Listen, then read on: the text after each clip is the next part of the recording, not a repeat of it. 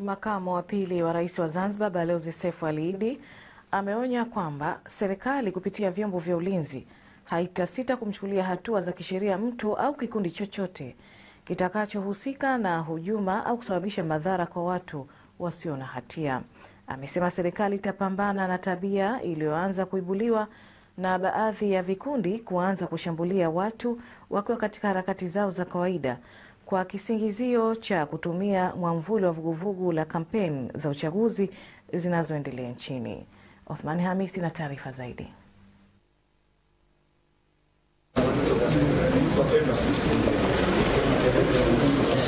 Balozi Seif Ali Iddi alitoa onyo hilo mara baada ya kumkagua Bwana Marijani Sleman Pandu, mwanachama wa Chama cha Mapinduzi aliyelazwa katika hospitali ya Jeshi la Wananchi wa Tanzania Bububu baada ya kushambuliwa na kundi la vijana juzi katika maeneo ya Mlandege mjini Zanzibar. Bwana Marijani alivamiwa na vijana hao majira saa 1 usiku akiwa katika harakati za kupachika mabango yaliyolipiwa kihalali na CCM katika taasisi zinazohusika yenye picha za mgombea wake wa Chama cha Mapinduzi anayewania nafasi ya urais wa Zanzibar Dr. Ali Mohamed Shein. Balozi Seif akimfariji kijana Marijani baada ya maumivu aliyoyapata kutokana na kipigo alichokipata, alielezea masikitiko yake kutokana na unyama huo ambao mbali ya kumsababishia majeraha lakini pia umekwenda kinyume na sheria ya nchi.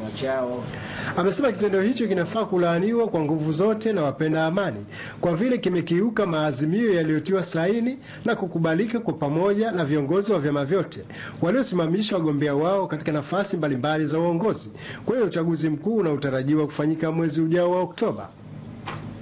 Mapema mwanachama huyo wa Chama cha Mapinduzi Bwana Marijani Sleman Pandu akizungumza na makamu wa pili wa rais wa Zanzibar amewashukuru madaktari wote waliosaidia kumpatia huduma ya matibabu katika hospitali hiyo ya Bububu. Ilikuwa ruhusa hata leo naweza kupata kutoka kwa sababu niko fresh na niko fit.